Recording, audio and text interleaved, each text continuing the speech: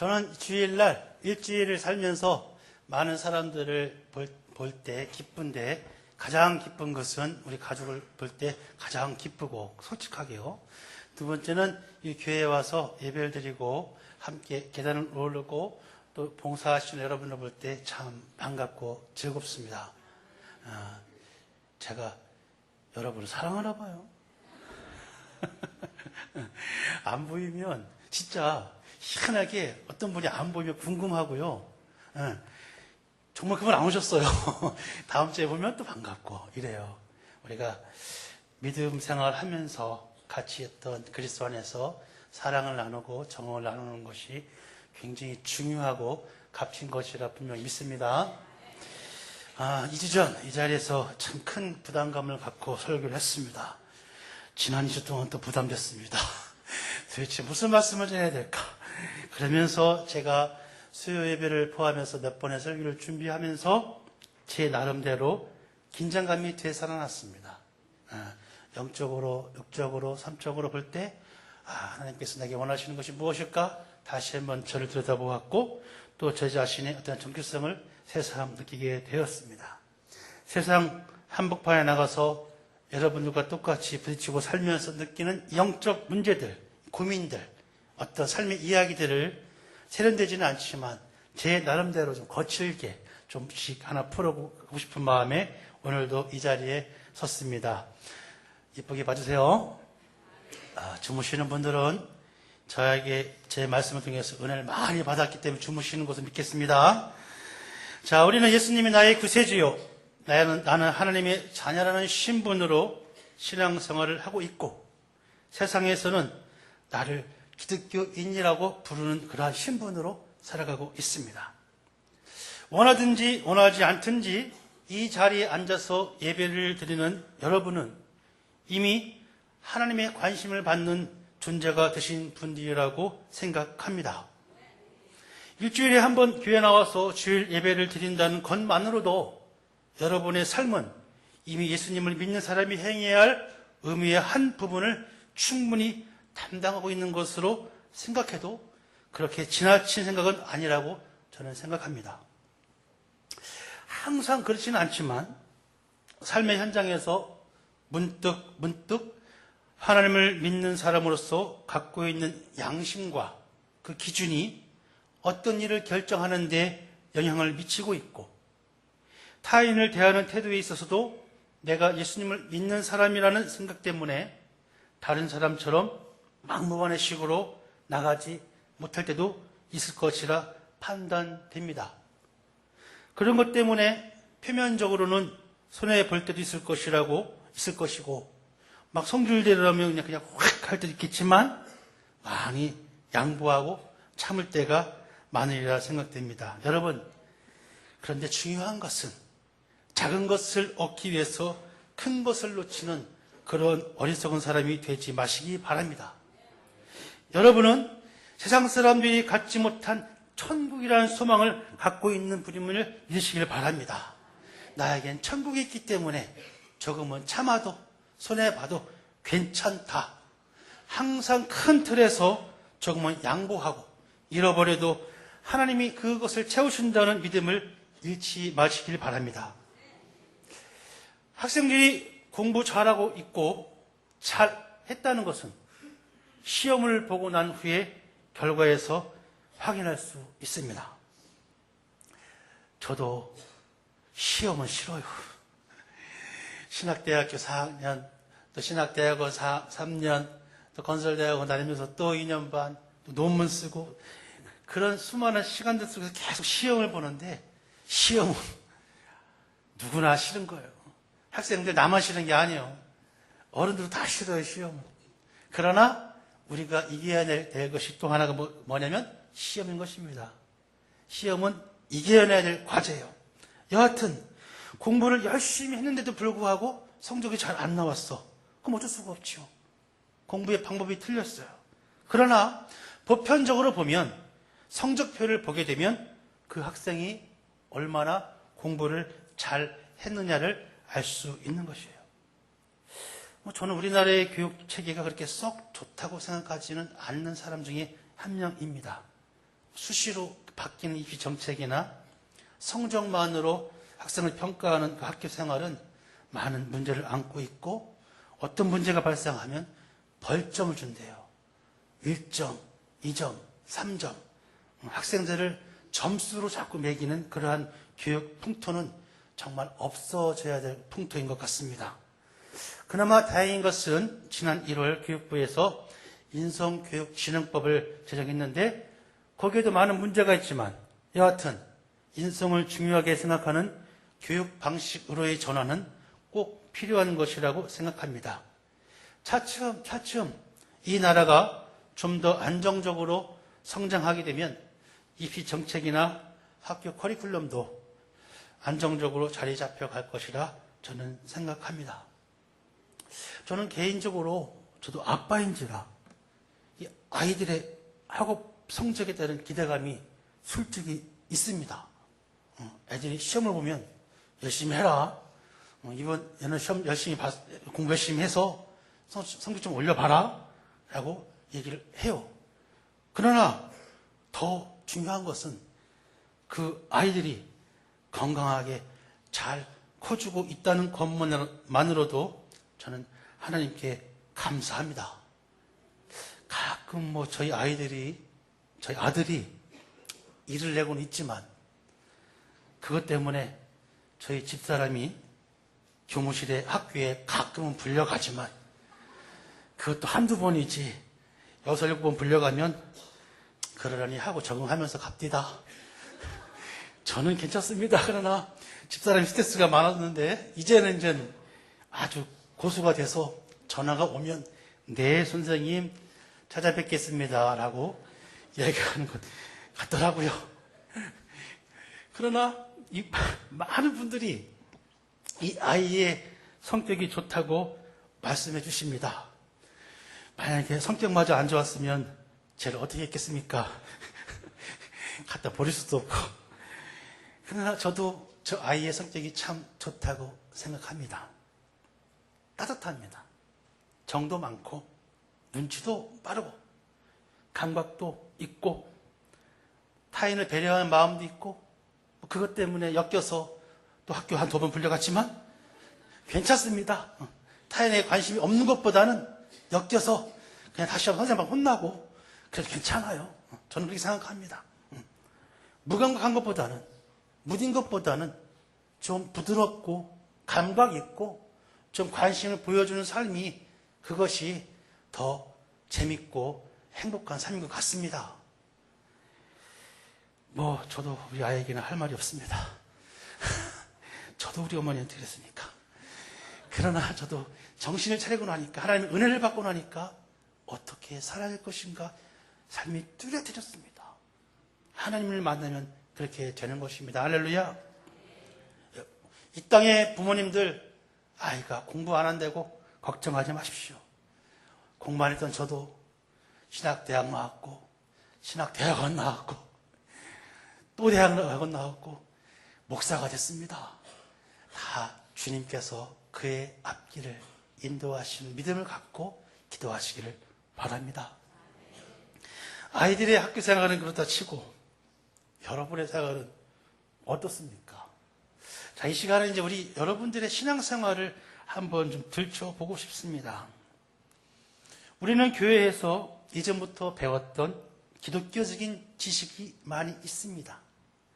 어떨 때는 어릴 적부터, 어떤 사람은 어릴 적부터, 어떤 사람은 청년의 때에, 또 어떤 분은 어른이 돼서 예수를 믿고 교회 생활하면서 배운 지식들이 많이 있습니다. 그러나 그 지식들을 지금 얼마나 갖고 계십니까?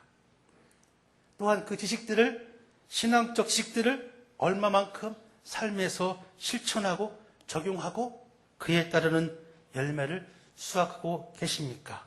여러분 한번 여쭤보고 싶습니다.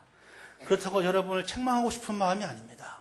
한번 우리가 살면서, 신앙생활을 하면서 과연 나는 제대로 잘 하고 있는가라는 것을 한번 되새겨보면서 하나님께 은혜를 구하고 내 삶을 다시 한번 바꿔보고 싶은 마음에 오늘의 말씀을 드리고 있는 것입니다.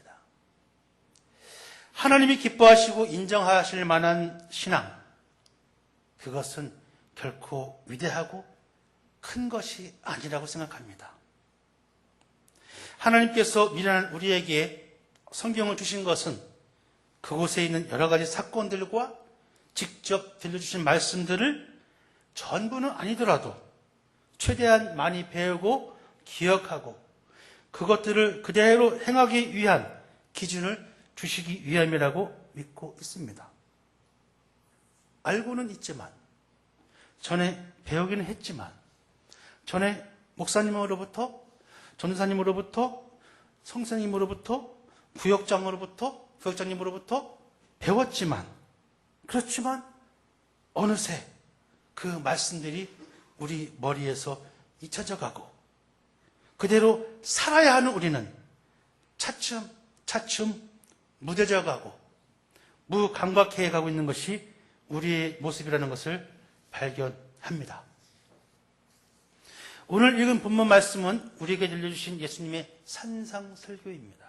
주님께서 직접 말씀하신 설교를 들은 많은 사람들이 놀랐습니다. 그들은 가슴이 찔리고 떨리고 감동을 받았습니다. 자기들에게 이제까지 설교했던 사람들과는 차원이 달랐습니다. 들어보지도 못했고 느껴보지도 못했던 설교였습니다. 구체적이고 실제적으로 비유하면서 마음 깊숙이 파고드는 놀라운 말씀이었습니다.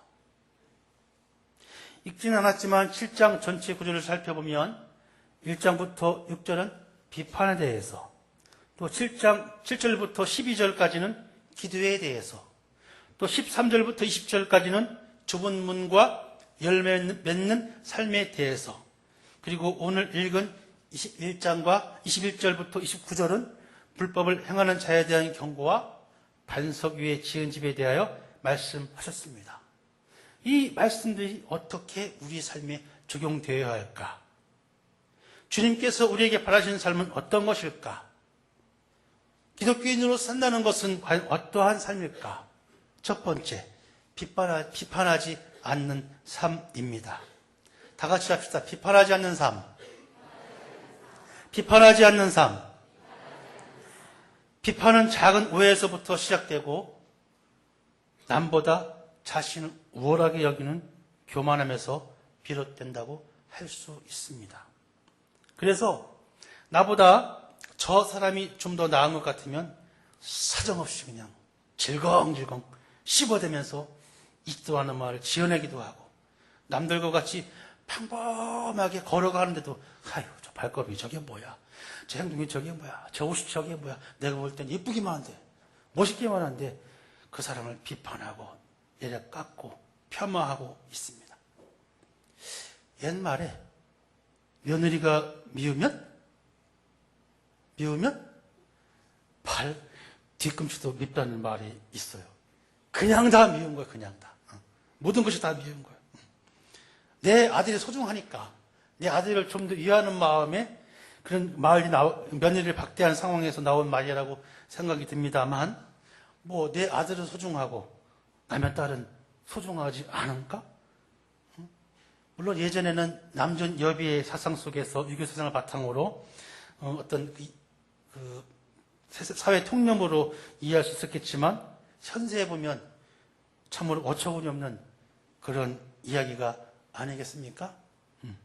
요즘에는 뭐 사회가 바뀌어서 며느리들이 아주 강성이 많죠. 그래서 오히려 시어머님들이 눈치 보고 사신다고 합니다. 시어머님이 야 며느라 쫙 쓰다 보면 전화를 수신 거부 목록에 딱 놓고 전화를 안 받죠. 그리고 통장에 붙였던 용돈이 10만 원에서 5만 원으로 줄어듭니다. 지금 며느리들이 그렇다고 해요. 다는 안 그렇지. 이 자리는 아무도 안 계시죠, 그런 분들이. 이 자리는 뭐 다 천사 같아가지고. 그런 사회가 많이 바뀌었어요. 뭐 저희 집과는 아무런 상관이 없는 이야기지만, 뭐 다른 집안들은 집안 서열이 많이 바뀌었다고 하죠. 대장, 엄마, 부대장, 딸, 아들, 오락부장, 강아지, 마지막 머슴, 아빠라고 그래요. 그래서 남자는 집안에서 키우는 강아지보다 좀 더 못하게 여겨진다는 말도 있습니다. 여러분, 가정에서는 남편과 아내를 비판하지 마시길 바랍니다.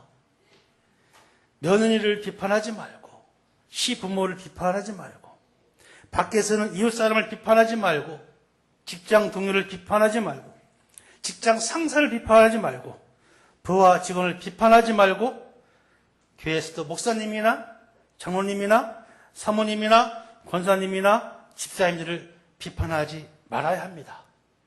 그 분들을 나보다 좀 더 낮게 여기는, 높여지는 마음을 가져야 될 줄 있습니다. 우리가 분별은 하되, 분석은 하되, 비판은 삼가야 하는 것입니다. 비판하는 사람은 절대 인정받지 못합니다. 간음 중에 잡힌 여인을 예수님께로 데리고 와서는 이 율법에 의하면 돌로 쳐 죽여야 한다는 주장을 막 내세운 사람들이 있었습니다. 그러나 주님께서 말씀하십니다. 너희 중에 죄 없는 자가 먼저 돌로 쳐라. 너희 중에 죄 없는 자가 먼저 돌로 쳐라. 아무도 그 여인에게 돌을 던지지 못했던 것입니다. 그 여인은 그 순간 자신을 저 사람들과 똑같이 비판하지 않고 비난하지 않고 자신의 처지를 이해해 주시고 포용해 주시고 사랑해 주시고 감싸 주신 그 주님의 사랑을 경험했을 것입니다. 사랑하는 성도 여러분, 교회 내에서는 절대로 다른 성도를 비판해서는 안 됩니다. 교회 내에서 비판하기 시작하면 그 교회는 언젠가 큰 시험을 겪게 되고 맙니다. 또한 세상에 나가서도 우리가 남을 비판하기 시작하면 우리도 별 수 없는 사람이 되어 버립니다. 저도 사람을 써보고 수십 명을 써보고 수백 명을 거느리는 어떤 현장에서도 일을 해보지만 많은 사람이 다녀갈 때 비판하는 사람이 유독 있습니다. 이것을 이렇게 하라고 지시를 할 때 그 사람은 지시를 받을 때부터 반대 입장을 하고 부정적인 생각을 내세우고 행동도 그렇게 합니다. 그 사람이 향하는 모든 그 일의 결과는 그렇게 썩 훌륭하지 않습니다. 그러나 조금 부족하지만, 조금 모자라지만 일을 지시했을 때 그것을 그대로 흡수해서 나름대로 준비해서 일한 사람은 능력이 부족한 것 같은데 성실하게 일을 해가니까 그 결과가 썩 마음에 들고 훌륭합니다. 비난하고 비판하는 사람은 나중에 정리되고 대상 이룹니다. 정말 그래요. 제가 CEO 입장에서 봐도 그렇게 썩 탐탁하지가 않게 됩니다. 예수 믿는 사람이 남을 비판하게 되면 너나 잘해라. 너나 교회 잘 다니고 너도 신앙생활 잘해.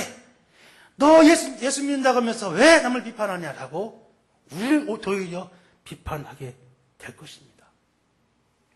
우리는 비판하기 전에 먼저 자신을 살펴보아야 합니다. 나를 오픈해보면 남들보다 더 창피하고 수치스러운 것들이 더 많다는 사실을 알아야 합니다. 우리는 비판하기 전에 그 사람을 이해하고 사랑하여야 할 줄 믿습니다. 그리하면 교회 안은 더 큰 사랑으로 충만하게 될 것입니다. 더 교회는 더 즐거울 것입니다. 신앙생활이 더 행복하게 될 것입니다. 밖에 나가서는 저 사람들이 비판하지 않고 항상 긍정적인 말을 쏟는 저를 보고 여러분들을 보고 야, 저 사람은 진정한 교인이구나. 저 사람은 진정한 그리스도인이구나 라고 하면서 주님께 영광 드릴 줄 믿습니다. 예수 그리스도를 인정할 줄 믿습니다. 차츰 그 사람도 야!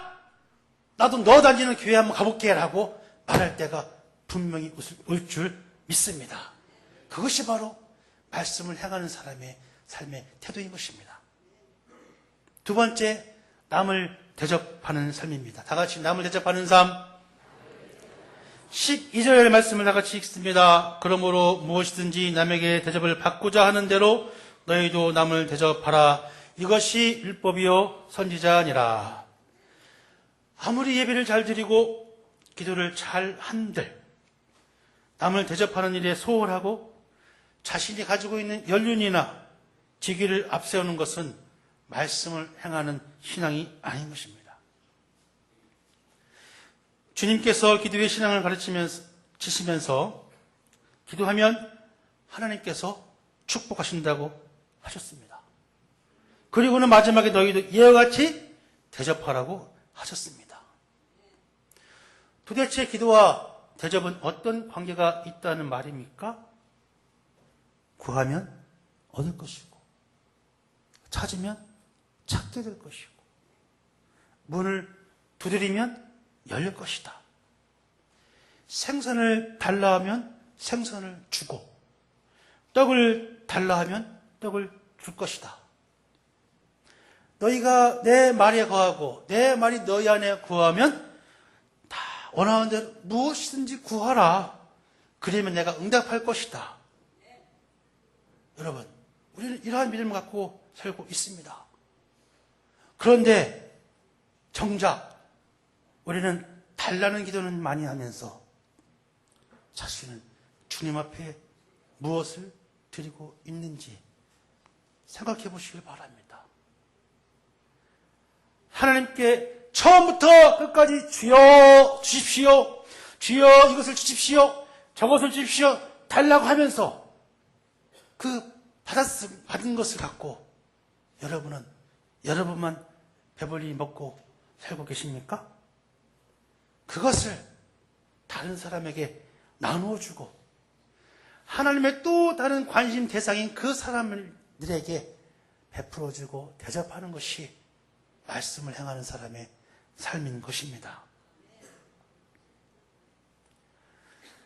우리 교회 점심에는 매주 떡이 제공돼요. 어떤 분들은 밥보다 떡이 더 관심이 많은 분들도 있어요. 밥을 안 드시고 떡을 몇 개씩 드시는 분도 있더라고요. 지금 이 떡 얘기를 하면 저 멀리 터키에서 선교하시면서 실시간 인터넷 방송으로 같이 예배를 드리시는 우리 임행복 선교사님이 떡을 드시고 싶으실 것입니다. 선교사님, 오늘도 이선선 권사님께서 범사에 감사한 제목으로 떡을 대접해 주십니다. 카메라 보고 말씀드려야죠. 임행복 선교사님, 죄송합니다. 저희만 먹겠습니다. 이제 가끔 떡이 안 나오면 왜 떡이 안 나올까? 왠지 허전해요. 그래서 우리 신자들이, 우리 성도들이 또 감사의 제목이 끊겼나? 뭐가 좀 없나? 하고 궁금하기도 해요. 여러분, 떡을 드실 때 어떻게 하십니까? 저는 떡을 먹을 때 그분이 감사하는 그 기도 제목을 갖고 저도 감사합니다. 권사님, 집사님, 장로님, 어떤 성도님, 이런 분들이 그것을 어떤 제목으로 또 범사에 감사합니다. 우리 아들을 위해서, 딸을 위해서, 직장을 위해서, 사업을 위해서, 부모님을 위해서 그런 제목을 갖고 떡을 제공하실 때 저도 똑같은 마음으로 하나님 감사합니다. 저분이 더 축복받고 더 아름답게 해주십시오라고 짤막한 기도를 저는 합니다. 여러분 다 아시죠? 진짜 떡만 드시면 안 된다니까. 같이 기도하고 감사해야 돼요. 이것이 대접하는 사람의 축복입니다. 얻는 것보다 주는 것이 더 큰 기쁨으로 찾아온 줄 믿습니다. 물론 부족할 때는 못 쓰지만 여러분 자기가 정해진 범위 내에서 마음껏 쓰시기를 바랍니다. 저에게는 한 가지 습관이 있어요. 그게 뭐냐면 어디 가서 밥을 먹든지 저는 밥값을 내야 기분이 좋아. 얻어먹으면 뭔가 좀 찝찝하고 다음에 언제 사야 되는 그러한 부담감이 있어. 이게 주님께서 주신 거룩한 부담감인가 봐. 근데 저는 진짜 사람을 대접하고 뭘 사주는 것이 즐겁습니다. 우리 집사람은 저를 포기했지만 그래도 어떻게 해요? 제 삶인 거를. 그래서 많이 내게 됩니다. 돈을 내면서 감사한 것은 돈을 낼 수 있는 제 조그만 경제력에 감사드립니다. 또 같이 먹은 사람이 감사하다고 잘 먹었다고 인사할 때 즐겁습니다. 또 언제 안 사주나 하고 형님 밥 안 사줘요? 하고 또 전화 올 때 귀찮지 않습니다. 또 사주고 싶습니다. 그것이 고맙습니다. 그러면서 저는 이렇게 기도합니다. 하나님, 제가요 많이 베풀 수 있도록 저에게 적당한 부를 주십시오. 더 넘치게 주시면 좋겠지만 여하튼 궁핍하게 살게 하지 마십시오. 좀 제가 잘 쓰게 해주십시오. 그렇게 살고 있습니다. 여러분 기도를 바꾸십시오. 하나님 이거 주세요 이게 아니라 하나님 베풀 수 있는 물질을 주십시오라고 기도의 제목을 바꾸시기를 바랍니다. 물론 100% 완벽한 건 아니에요. 저도 부족할 때가 있죠. 부족하지만 부족한 범위 내에서 저는 쓰고 싶습니다. 예수 믿는 사람이 어디 가서 밥 먹고 신방끈을 매는 것 옳지 않습니다. 밥 먹다가도 어떤 사람이 내려고 하면 화장실 가서 조용히 바깥 계산하는 것, 그게 큰 돈이면 어쩔 수 없겠지만 자기가 할 수 있는 거라면 베풀고 사십시오.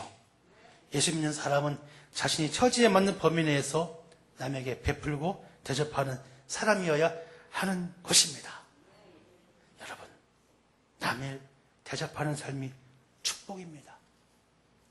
그것이 행복입니다. 그것이 바로 주님께서 우리에게 원하시는 우리의 삶의 모습인 것입니다. 마지막 세 번째 다 같이 합니다. 열매 맺는 삶. 열매 맺는 삶. 요즘에는 과일이 많이 나와요. 저는 개인적으로 포도를 좋아합니다. 집에서 이 포도를 먹으면 얌전하게 하나씩 이렇게 먹지 않고 2개씩 4개씩 넣어가지고 씹다가 씹을 시간이 없어요. 껍질만 뱉으면 됩니다. 또 넣고 이렇게 먹습니다. 참 좋습니다. 딸기를 먹을 때는 포크로 하나 찍어서 먹고 하나 찍어서 먹고 하나 둘 찍어서 먹고 하나 둘 찍어서 먹고 하나 둘 셋 넷 이렇게 먹어요. 재미도 있고 또 아이들을 웃겨주고 싶은 마음도 있고 또 그것을 즐기는 거죠. 제 나름대로는. 이렇게 과일을 먹는 저도 즐거운데 하물며 그 과일의 씨를 뿌리고 봄과 여름 비와 바람 햇볕 그 안 좋은 날씨 좋은 날씨 수많은 고생과 어떤 힘든 과정을 거쳐서 그 열매를 수확한 농부의 마음은 얼마나 즐겁겠습니까? 세상을 다 가진 것 같은 그러한 마음일 것입니다. 열매는 그렇습니다. 열매는 먹는 사람, 과일 열매는 먹는 사람에게도 행복을 주지만 더 큰 것은 열매를 수확하는 사람에게 더 큰 기쁨을 주는 것입니다. 여러분, 열매를 맺기 위해서 열심히 일하시길 바랍니다. 최선을 다하시기를 바랍니다. 어느 부잣집에 황소 한 마리와 노새 한 마리가 먹는 것도 같이 먹고 쉬는 것도 같이 먹고 자는 것도 같이 먹고 같이 자고 늘 함께 했다고 합니다. 그러다 어느 날 황소가 꾀가 나기 시작했습니다. 아무래도 주인이 노새보다는 나에게 일을 더 많이 시키는 것 같고 힘든 일도 나에게 더 많이 시키는 것 같다. 이게 별로 옳지 않은 것 같다. 앞으로는 일 좀 안 해야겠다 라고 주인한테 버티면서 주인이 다음날 끌고 가려니까 그 소가 일을 안 나가버렸습니다. 외양간에서 꼼짝도 안 하고 누워 있었습니다. 그러기를 하루, 이틀, 사흘, 나흘 이 소는 일하지 않는 소는 궁금하기 시작했습니다. 어째 아무런 반응이 없을까? 어째 이런 변화가 없을까? 그래서 하루 일 마치고 들어온 노새한테 물어봤습니다. 노새야, 내가 일하지 않고 노는 것에 대해서 빈둥빈둥한 것에 대해서 주인이 아무 말도 안 하대? 그러니까 노새가 아니 아무 말도 없었어. 정말 아무 일도 없었어? 아무 말도 없었는데 참 그런데 말이야 오늘 집에 들어오는데 주인이 어떤 사람하고 오랫동안 심각하게 얘기하더라. 그 사람이 누군데? 그 사람? 도축장에서 소 잡는 사람인 것 같던데? 소가 깜짝 놀라가지고 다음날 자신을 반성하고 새벽부터 문에서 기다렸다는 그러한 우스갯소리가 있습니다. 사랑하는 성도 여러분, 열심히 일 안 하면 끌려가요. 끌려가는 거예요. 열심히 일하는 사람은 먹을 자격도 없어. 그러니까 속 끌려가는 겁니다. 아시겠어요? 진짜 그래요. 거름병이 도축장에 끌려가는 거예요. 가난의 도축장에 끌려가게 됩니다. 다른 사람들에게 구워 쓰는 인생 도축장으로 끌려가는 겁니다. 열매를 맺기 위해서는 부지런히 열심히 최선을 다해서 일해야 하는 거예요. 열매 맺지 못하는 신앙인, 그 사람은 열매를 맺기 위해서 더 최선을 다하지 못한 사람입니다. 그 사람은 하나님과 다른 사람에게 인정받을 수가 없습니다. 그런 사람은 나가서도 전도할 수도 없습니다. 예수 믿으세요. 교회 같이 나갑시다. 라고 얘기해도 먹히지가 않습니다. 받아들이지 않습니다. 열매를 주렁주렁 맺으면서 최선을 다해서 사람들에게 사랑을 베풀고 자신에게 맡겨진 일들을 열심히 하는 사람들이 하는 말은 인정을 받습니다. 직장 상사도 인정을 하고 부하 직원도 따르게 되는 것입니다. 이웃집 아줌마도 내가 예수 믿으세요 말하면 그것을 받아들이게 됩니다. 고등학교 동창도 중학교 동창도 열심히 일하는 나의 모습을 보면 야 언제 교회 나가자라고 전도하면 그 말이 그 마음속에 받아들여지게 되는 것입니다. 여러분, 신앙은 열매가 있어야 합니다. 우리의 삶도 열매가 있어야 합니다. 열심히 기도하면서 받는 응답의 열매, 뜨거운 사랑으로 주님의 말씀을 전하면서 얻게 되는 전도의 열매, 기도하는 한 사람 한 사람을 감동시키면서 애정을 쏟으면서 얻게 되는 부흥의 열매, 열심히 사업하면서 직장 생활하면서 공부하면서 얻게 되는 성공의 열매, 다른 사람을 항상 이해해주고 안아주고 받아들여주면서 얻게 되는 인정의 사랑의 열매, 열매의 종류가 너무나 많고 다양한 것처럼 여러분의 삶에서 맺어야 할 열매도 각양각색으로 다양할 것이지만 남은 모르지만 여러분은 스스로는 각자는 더 잘 알고 있을 것이라 저는 생각합니다. 여러분에게 하나님을 믿는 믿음이 있다면, 하나님의 말씀이 여러분 안에 있다면 그냥 주저앉아만 있지 마십시오. 여러분 일어서시길 바랍니다. 일어서서 뛰십시오. 뛰다가 하늘을 훨훨 나는 여러분 되시기를 주님의 이름으로 축원합니다. 말씀대로 살아가면서 그 말씀이 기초가 되고 행함이 돼서 하나님의 축복을 마음껏 누리고 사는, 그리고 많은 사람에게 예수 그리스도를 전하는 그리스도의 영향과 향기를 보여주는 여러분 되시기를 주님의 이름으로 축원합니다. 혹이 가로되 너는 믿음이 있고 나는 행함이 있으니 행함이 없는 내 믿음을 내게 보이라. 나는 행함으로 내 믿음을 내게 보이리라. 이러한 말씀이 여러분의 말씀 되시기를 간절히 축원합니다. 사랑하는 성도 여러분, 2015년 몇 달 안 남았습니다. 이제 이번 주 말고 그 다음 주 토요일이 되면 추석입니다. 추석이 지나면 금방 또 이번 연도를 마감하는 그런 시기가 돌아옵니다. 무슨 말이 필요하겠습니까, 여러분? 열매를 맺기 위해서 남은 시간 최선을 다하시기를 바랍니다. 우리 교회적으로도, 여러분 개인적으로도, 가정적으로도, 직장과 사업과 일과 모든 것에서도 열매를 주렁주렁 맺으시기를 주님의 축원합니다. 주님의 이름으로 축원합니다. 이러한 모습을 주님이 기뻐하십니다. 이것이 바로 말씀을 행하는 믿음인 것입니다. 열매를 주렁주렁 맺는 삶. 그러므로 누구든지 나의 이 말을 듣고 행하는 자는 그 집을 반석 위에 지은 지혜로운 사람 같으니리.